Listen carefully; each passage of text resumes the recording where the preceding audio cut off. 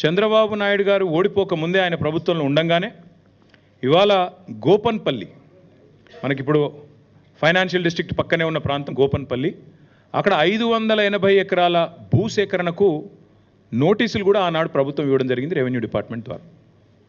దేనికి?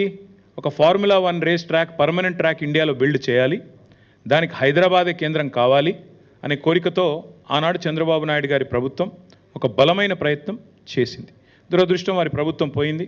ఆ తర్వాత వచ్చిన కాంగ్రెస్ ప్రభుత్వం వాళ్ళు దాన్ని పట్టించుకోలేదు.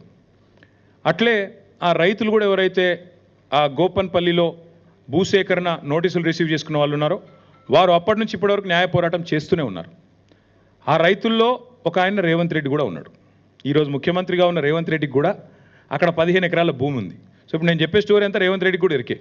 ఆయన గుంజుకున్నాడా లేకపోతే నిజంగానే రిజిస్టర్ చేసుకున్నాడా అది నాకు ఎరకలేదు. కానీ గోపన్పల్లిలో భూమి ఉందని ఆయన అఫిడవిట్లో కూడా చూపెట్టిండు. ఎలక్షన్ అఫిడవిట్లో కూడా రేవంత్ రెడ్డి గారి ఎలక్షన్ అఫిడవిట్లో కూడా నాకు 15 ఎకరాల భూమి గోపన్పల్లిలో ఎక్కడైతే ఫార్ములా 1 కోసం ఆనాటి అప్పటి తెలుగుదేశం ప్రభుత్వం భూసేకరణ నోటీసులు ఇచ్చిందో అందులో నాకు కూడా ఉన్నది అని చెప్పి రేవంత్ రెడ్డి గారు కూడా అఫిడవిట్లో, ఎలక్షన్ అఫిడవిట్లో కూడా మొన్న 2023 ఎలక్షన్ అఫిడవిట్లో కూడా డిక్లేర్ చేశారు. Equation HMDA account Indian overseas బ్యాంక్లో ఉంది. అందులోకి వెళ్ళి డైరెక్ట్గా డబ్బులు ట్రాన్స్ఫర్ అయినాయి, తబాదలు అయినాయి. ఇండియన్ ఓవర్సీస్ బ్యాంక్ అనేది నేషనలైజ్డ్ బ్యాంక్, అదేం ప్రైవేట్ బ్యాంక్ కాదు, చిన్న చిత్క బ్యాంక్ కాదు. వాళ్ళు ఏది చేసినా వాళ్ళు 100 ట్రాన్స్ఫర్లు చేస్తారు. ఆర్బీఐ, ఇంకో బీఐ, అన్ని బీఐల పర్మిషన్లు తీసుకునే చేస్తారు. డబ్బులు హెచ్ఎండిఏ, మాకు ఆ హెచ్ఎండిఏ యాక్ట్ ఎంపవర్స్ అస్. మున్సిపల్ అడ్మినిస్ట్రేషన్ డిపార్ట్మెంట్తో అగ్రిమెంట్ ఉండింది.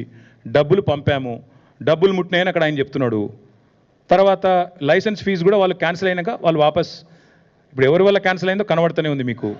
వీళ్ళు చేతగాంతనం వల్ల వీళ్ళకి స్పోర్ట్ అర్థం కాదు, వీళ్ళకి కాన్సెప్ట్ తెలియదు కాబట్టి వీళ్ళ తెలివి తక్కువతనం వల్ల రేస్ పోయింది. పోయిన తర్వాత ఇవాళ నిజంగా చెప్పాలంటే ఎవరైనా కేసు ఎవరి మీద పెట్టాలండి? రేవంత్ రెడ్డి గారి మీద కేసు పెట్టాలి. ఎందుకు? ఒక ఇంత అద్భుతమైన రేస్ను హైదరాబాద్ కాకుండా చేసి, ఇండియాకు కాకుండా చేసి, ఇండియాను ప్రపంచవ్యాప్తంగా బదనాం చేసినందుకు, ఇజ్జత్ తీసినందుకు ఆయన మీద కేసు పెట్టాలి. నేను ఊరికే అంటలేను.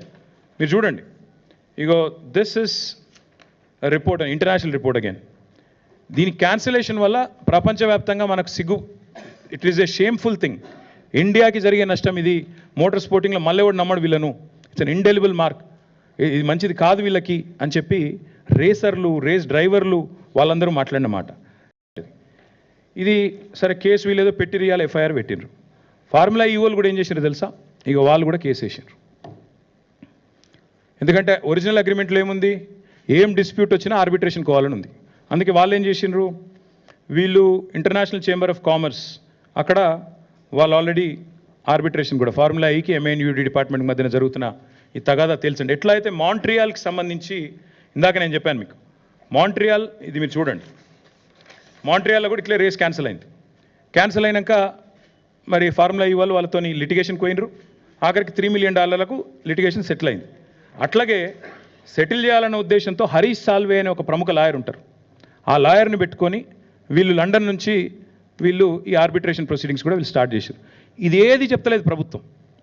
ఫార్ములా ఈవోలు వీళ్ళ మీద కేసు పెట్టింది చెప్తలేరు, పైసలు అడుగుతుందో చెప్తలేరు, ఎందుకు రేసు పోయిందో చెప్తలేరు, ఆ పైసలు నిక్షేపంగా ఉన్నాయి, మొదటి 2 ఇన్స్టాల్మెంట్లు అక్కడనే వాళ్ళ దగ్గర ముట్టినాయి అని వాళ్ళు పంపిన రిసీట్లు చూపెడతలేరు, 3వ ఇన్స్టాల్మెంట్ మీరు కట్టలేదు కాబట్టి రేస్ క్యాన్సిల్ అవుతుందని చెప్తలేరు. ఆఖరికి ఎఫ్ఎంఎస్సిఐ దగ్గర వచ్చిన పైసలు, వాపసు వచ్చిన పైసలు అవి తీసుకుంటందుకు కూడా వీళ్ళు ముందుకు వస్తలేరు. This is the fact of the matter.